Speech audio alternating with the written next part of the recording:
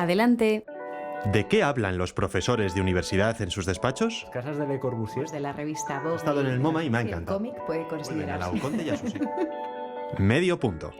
Un podcast de historia del arte y cultura visual con Paloma Martín Esperanza y David Moriente.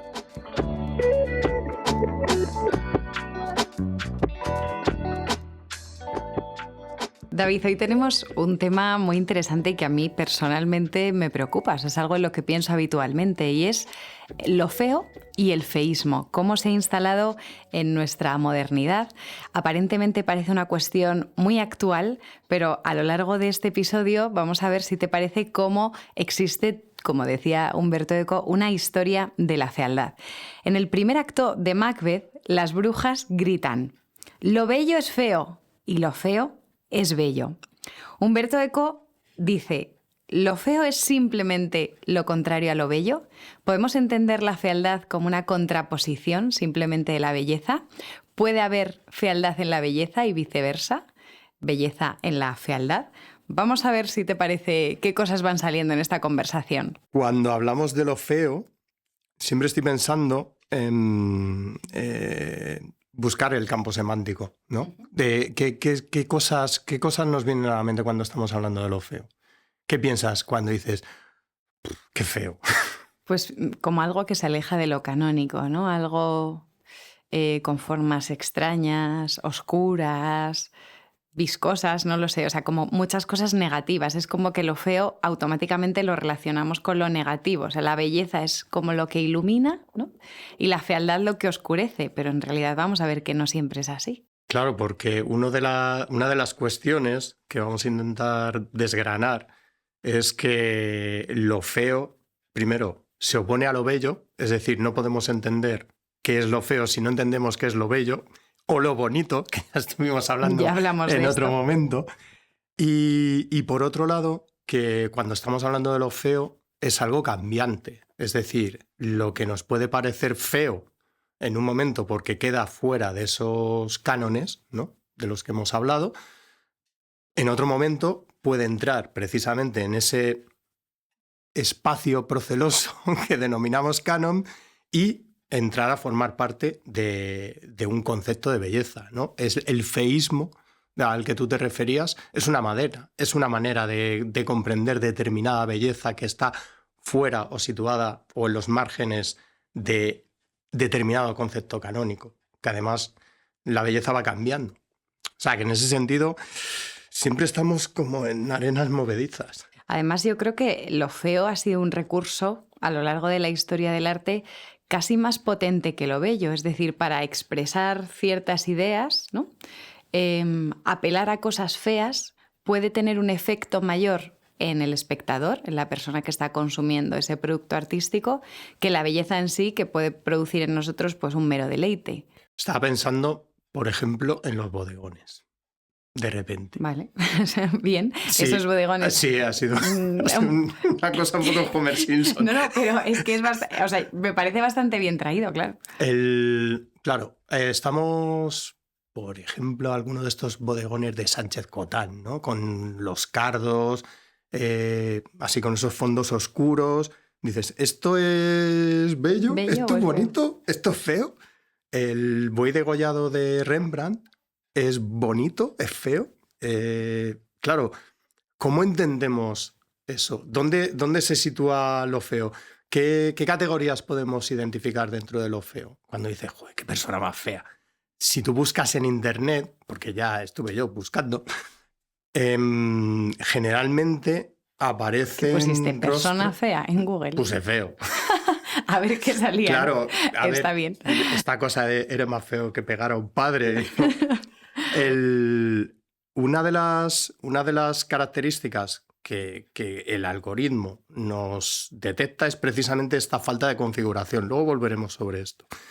Pero, claro, si tú no tienes algo que es regular o está regularizado, si todos fuéramos iguales, no existiría ni lo feo ni lo bello. Claro. Además que ahí ya es una cuestión también bastante subjetiva, ¿no? Lo que es feo para una persona no necesariamente es para otra. ¿Cuántas veces pasa, que es una anécdota muy tonta, pero que tú vas a casa de alguien y dices, madre mía, qué feo lo tiene, ¿no? O sea, qué mal decora. Y en cambio esa persona está encantada en su casa, le encanta lo que ha puesto, el jarrón que tiene encima de la mesa que a ti te parece horroroso. O sea, que es una categoría, pasa lo mismo con la belleza. Muy difícil de definir. Esto me acuerdo de Platón. Platón dice que esas categorías de lo bello y lo feo son muy complejas de definir. O sea, que quizás es... El primer episodio hablamos de qué es el arte y hablábamos también de qué es la belleza. Quizás es que lo más difícil que tenemos en la historia del arte para definir es esto, lo feo y lo bello, y que no siempre son contrapuestas. Tengo aquí apuntado una frase de Nietzsche que a lo mejor nos da pie a abrir este debate, porque dice Nietzsche, lo feo es señal y síntoma de degeneración. Es decir, que entraría ahí lo envejecido, lo desordenado, o sea, lo que va degenerando. Partimos de un orden y vamos entrando en un caos. Con las formas, ¿no? Esas formas también van degenerando.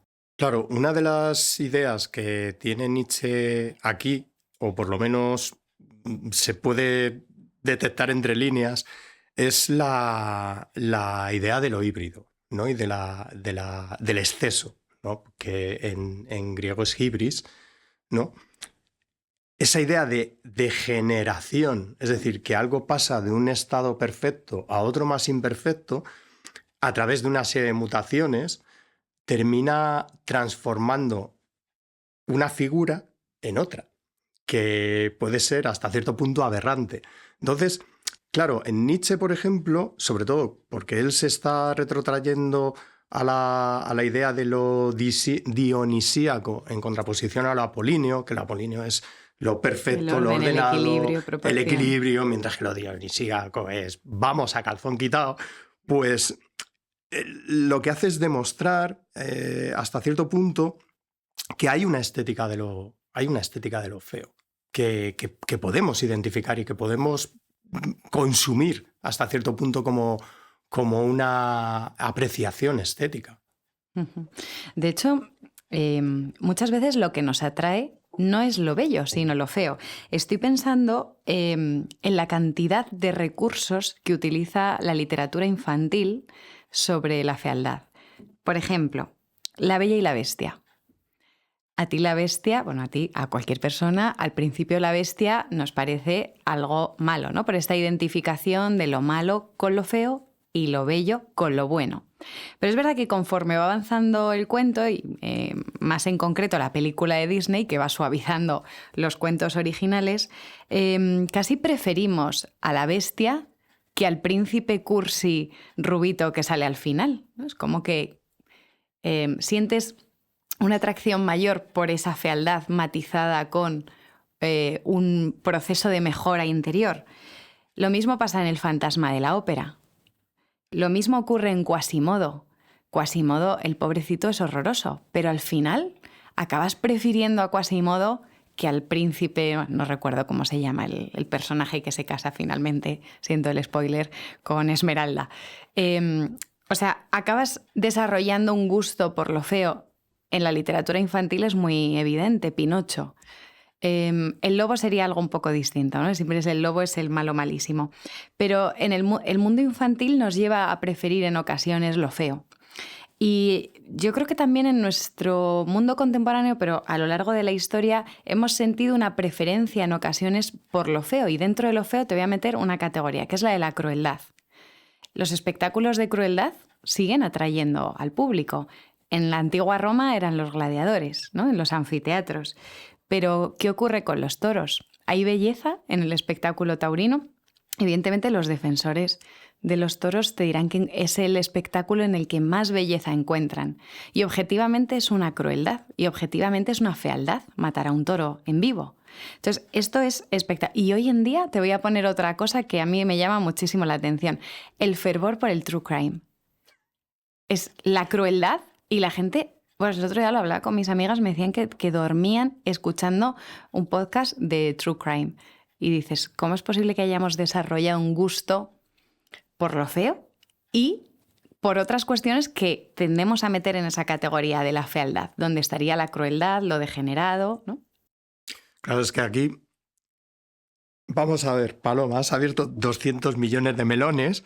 Vamos a ver si le damos unas pinceladas. Unas pinceladas. Pues fíjate que yo, cuando estábamos documentando para hablar sobre lo feo, había caído en la cuenta del patito feo, que Vale. los cuentos para niños, sobre todo de los hermanos Grimm, por Sí. ejemplo, o Pegol, son enormemente inquietantes y siniestros.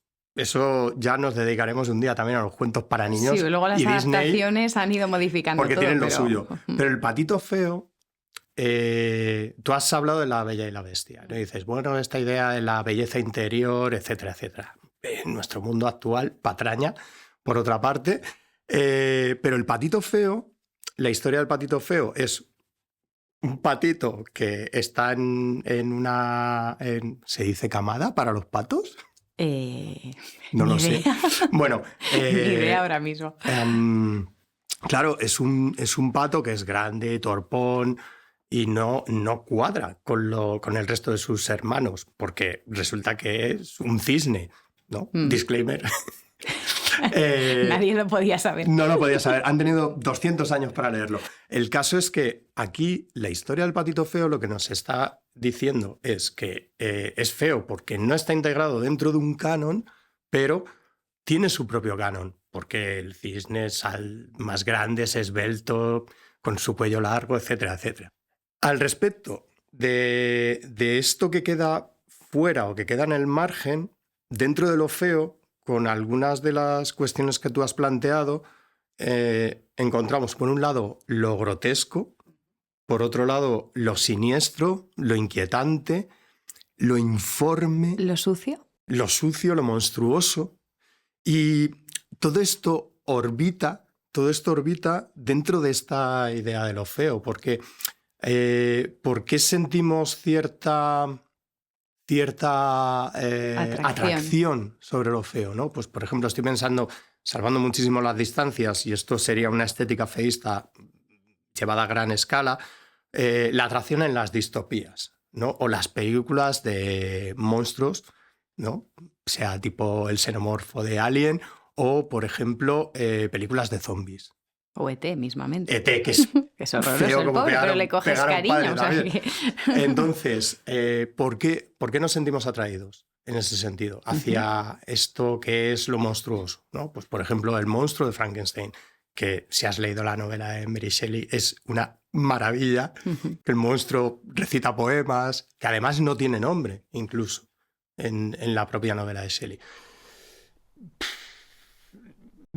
A mí, personalmente, me parece mucho más interesante bucear precisamente en esto de qué es lo feo, precisamente en contraposición con qué es lo bello.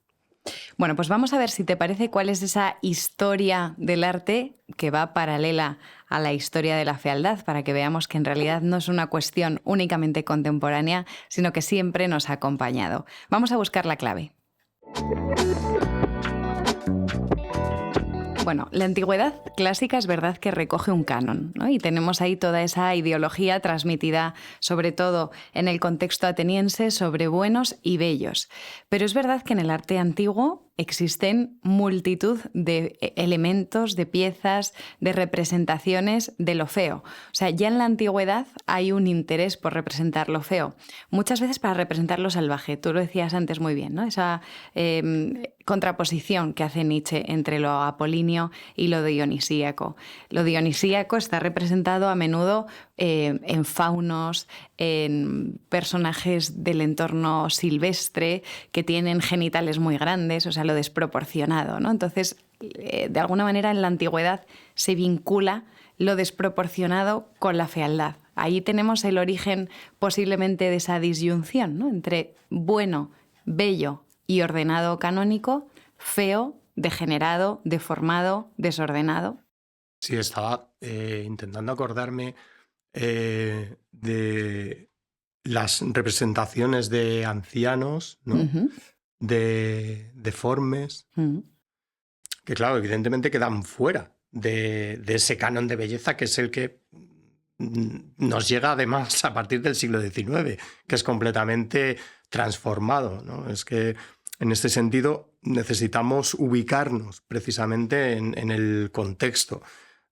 Umberto Eco en Historia de la Fealdad, precisamente en donde se centra es en ese amplísimo espacio tan grande que es el de la Edad Media, ¿no?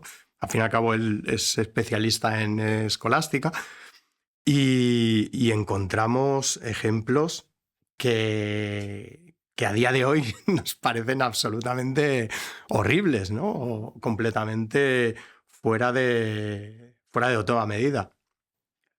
Pasión, muerte y martirio, ¿no? Me acuerdo que son las categorías que aparecen relacionadas con lo feo en ese libro de Umberto Eco.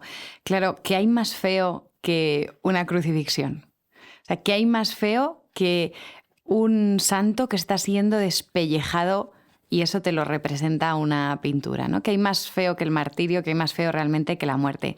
Toda la estética vinculada con el cristianismo en época medieval y moderna ahonda mucho en estas cuestiones, ¿no? Parece que de alguna manera lo feo nos sirve para representar lo bello, porque objetivamente en el cuerpo de Cristo, que puede parecernos feo, hay mucha belleza, ¿no? Y si pensamos, por ejemplo, en el Cristo de Velázquez, objetivamente estamos ante la representación de un tema feo, como es un cadáver, ¿no? Es la representación de un cuerpo que ha sido torturado, pero hay una belleza espléndida en la temática que está representando, ¿no? Quizás por la promesa de la resurrección, bueno, ahí por todo lo que queramos ver en torno a la composición de esa pintura. Entonces me interesa mucho eso, ¿no? Cómo en lo feo, en lo que es aparentemente y objetivamente feo, puede existir una belleza superior a la representación nuevamente de una Venus, ¿no? O sea, una Venus perfecta. Sí, es que al hilo del cristianismo, ¿no? Las representaciones cristianas o de la Iglesia Católica, ¿no? Si vas al Museo de Escultura de Valladolid, en algunas partes es un poco gore. Totalmente. Porque las representaciones de los martirios, ¿no? Pues estos Cristos... La sangre, ¿no? Como con va la sangre, cayendo las gotas policromadas. Claro, estaba ahora acordándome de la Pasión de Mel Gibson, ¿no? Bien traído también. Que algunos grupos, ¿no? de cristianos radicales, podríamos decir, decían, si es que eso es una blasfemia, eso no lo puede resistir una persona. Claro, efectivamente, porque en el caso de Cristo, que es Dios hecho hombre, claro, es que salía una imagen con un látigo que tenía 200.000 colas de metal, o sea, una cosa como una especie de hidra, y que le pega un golpe a la mesa y arranca un trozo de la madera. Y dices, pero esto es un despropósito. Y eso es feo, ¿no? Los pasos de Semana Santa con estas coronas de espina que ves que se están clavando. Sí, porque no escatiman o sea, no se esconde en ningún momento, ¿no? En el arte religioso no se esconde la crueldad, sino que se plantea con una claridad que muchas veces es impactante. Y es verdad que en España estamos muy acostumbrados a estas imágenes, pero tú traes a un extranjero a una procesión. Flipa. Claro, pero es que el barroco nos trae esto. Y el barroco, al fin y al cabo, es una... Incluso el propio término de barroco se refiere a una de las acepciones, se supone que es que procede de Berrueco, que es una perla deforme.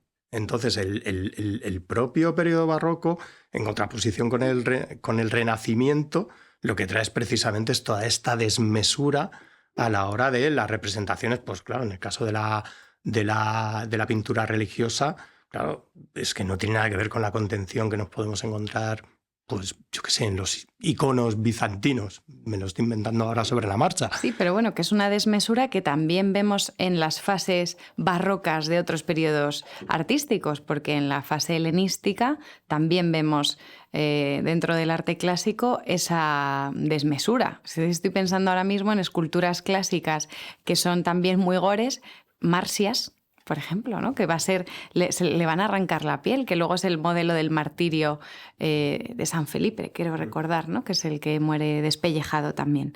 Entonces, digamos que es algo que ha ido acompañando a la historia de la humanidad con una naturalidad mayor que la que ahora quizás nos surge.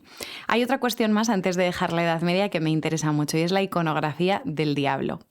Porque el diablo es la representación máxima del mal, ¿no? La personificación del mal, y ha ido cambiando en su iconografía. pero siempre lo relacionamos con algo feo, cuando en realidad era Luzbel, el más bello de los ángeles. Entonces, no deja de ser inquietante cómo en el cristianismo se coloca, anteriormente, ¿no?, toda la tradición judeocristiana coloca el mal en manos de la criatura más bella que ha habido nunca, que es el demonio, Luzbel. Y en cambio luego la iconografía medieval lo representa como una especie de pan, como un sileno, ¿no? O sea, como un pies de cabra, cuernos, pelo. Estoy pensando en el de Dante. ¿Tú te acuerdas cómo describe Dante en la comedia al demonio? Algo muy peludo que tiene a Judas en la boca, le está mordiendo. Sí, me lo imagino. Un kebab. Sí. O sea, está el demonio entonces lleno de pelo, ¿no? También lo del pelo es interesante.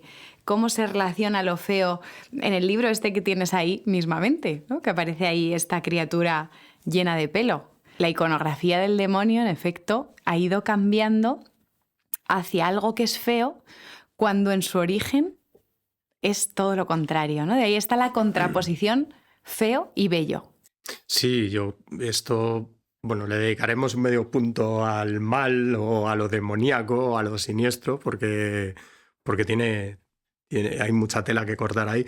Me parece muy, muy interesante cómo ha ido evolucionando precisamente esta idea. De hecho, a veces vamos encontrando ciclos, ¿no?, por así decirlo, porque encuentras estos modelos de estos monstruos, ¿no?, deformes que habitan el Averno, ¿no? Que en algunos casos, pues por ejemplo en el Bosco, en la representación del infierno, estaba pensando justamente en eso. Ha permeado toda la modernidad. Hay una película que es una adaptación del cómic, John Constantine, protagonizada por Keanu Reeves, que algunas partes del infierno es una adaptación literal de imágenes del Bosco. Pues, por ejemplo, los mitos de Cthulhu, ¿no? Esto que escribió, ¿no?, este universo que desarrolló Howard Philip Lovecraft, sí, a principios del siglo XX. Tienen esta idea de lo informe, de lo deforme, de lo que hablabas tú, de lo viscoso, de lo tentacular, ¿no? Esta cosa de la multiplicidad que también está dentro de lo feo.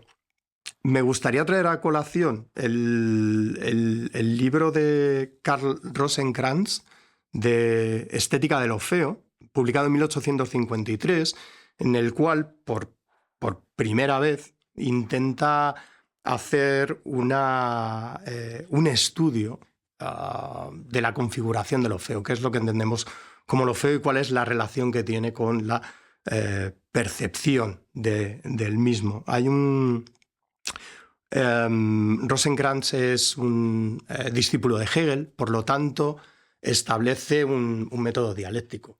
¿Cuál va a ser? El comprender lo feo en contraposición con lo bello, para encontrar una síntesis, ¿no? En el caso de Rosenkrantz, y volviendo a lo que estábamos comentando antes, y yo creo que podemos avanzar un poco más en esta idea de lo feo, él habla de tres grandes modulaciones, que es dentro de la forma, que es la falta de incorrección, la falta de corrección, es decir, que algo no es correcto, que no está perfecto, que no está acabado, y que yo creo que Nietzsche, cuando está oponiendo lo apolíneo a lo dionisíaco, también va por esta dirección. La deformación, es decir, la falta de forma, y la desfiguración, es decir, la falta de figura. Ya estuvimos hablando en otro medio punto, ¿no?, sobre la forma, y comentábamos esta cuestión.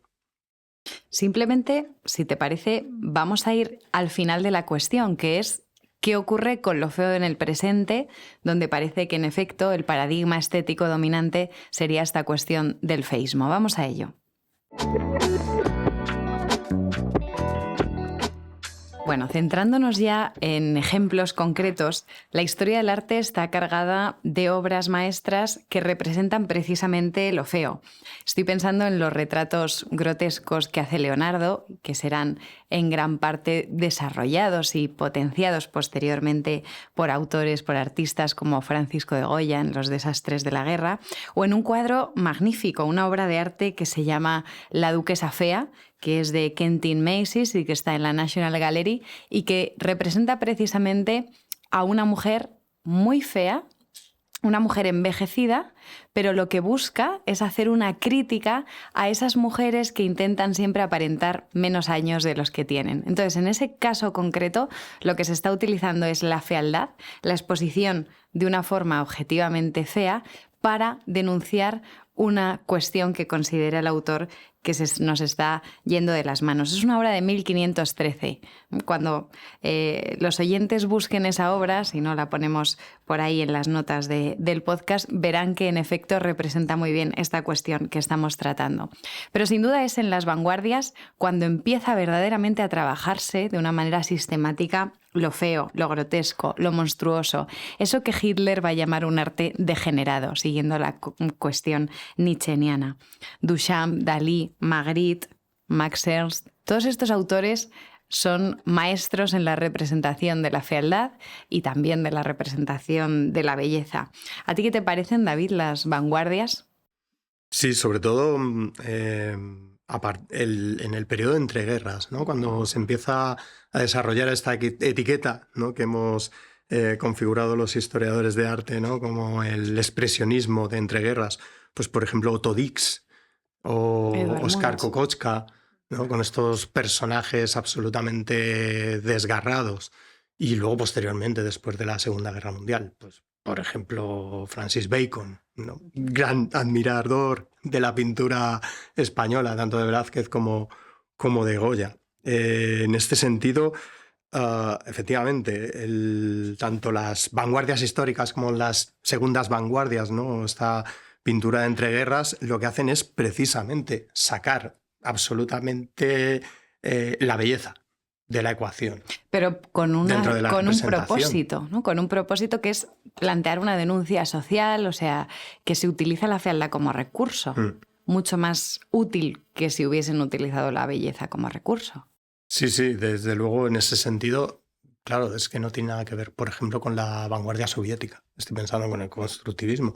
Constructivismo ruso plantea, desde una perspectiva completamente distinta, obviamente, pero plantea unos nuevos cánones de belleza, ¿no? Pues estoy pensando en el suprematismo de Malevich, que es la abstracción pura, ¿no? El cuadrado blanco sobre fondo blanco, ¿no? Cuando juega precisamente con esas tonalidades de color tan tenues, lo que está desarrollando es un nuevo modelo de belleza. No se está situando en los márgenes, que sería lo feo, o lo que está contrapuesto a la belleza.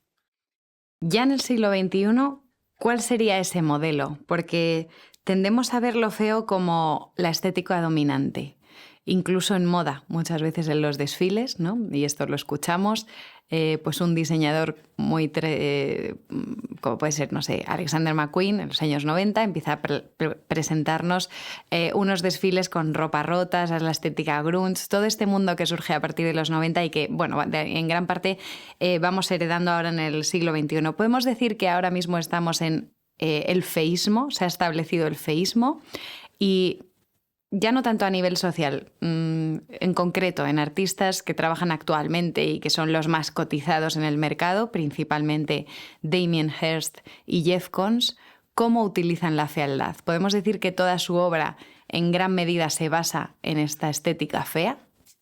Bueno, Jeff Koons es hortera, directamente. Yo es que la verdad no le tengo mucho aprecio. Es muy hortera. Ya hablaremos sobre lo kitsch y lo camp. Es hortera si pensamos en el conejo, pero Damien Hirst. Bueno, Damien Hirst está dentro. Perdona una pregunta. ¿Y qué diseñador o diseñadora hizo los bolsos estos que eran bolsas de basura pero que eran cuero negro? No lo sé. ¿No te acuerdas? No me acuerdo. Joder, es que... No sé, a lo mejor McQueen, sería McQueen, ¿puede ser? Puede ser. ¿O era en España? No, yo creo que era de fuera. Sería McQueen, seguramente. Pues en la estética de Damien Hirst, la producción, ¿no?, artística de Hirst se sitúa dentro de un marco que es el que hemos llamado el de los Young British Artists, en el cual están, por ejemplo, los hermanos Jake y Dinos Chapman o Tracy Emin. Una de sus piezas más conocidas, por ejemplo, en el caso de Emin, es My Bed, mi cama, que es una cama deshecha con colillas, jeringuillas, tampones, condones usados. O sea, el espanto máximo, claro, de todas las madres. El horror. Y en el caso de Damien Hirst, una de sus piezas, que además ha traído muchísima cola, sobre todo con un libro que le dedicó el periodista Don Thompson, El tiburón de 12 millones de dólares, es la obra titulada La imposibilidad de la muerte en alguien vivo, que es básicamente un tiburón blanco, disecado, en formol, que ha tenido muchísimos problemas de conservación, etcétera, etcétera. Eso es feo, es horrible, es monstruoso, es deforme. ¿Qué es? ¿Qué es en ese sentido? Y junto a eso, toda su tira de animales disecados, que son muchísimos. Claro, en ese sentido, Damien Hirst está jugando precisamente con una ruptura de las expectativas de los espectadores, ¿no? Cuando tú vas a un museo, ¿no?, pues eso, las madres dicen, vamos a ver si vemos algo bonito. Sí, la mentalidad museo, que hemos hablado muchas veces. Y te encuentras con eso y dices, Dios mío, ¿esto qué es? Sí. ¿Esto qué es? Desde luego lo que hace es reflexionar precisamente sobre la propia naturaleza de la obra de arte, de la pieza de arte y de los mecanismos con los que las vemos y las apreciamos y las consumimos.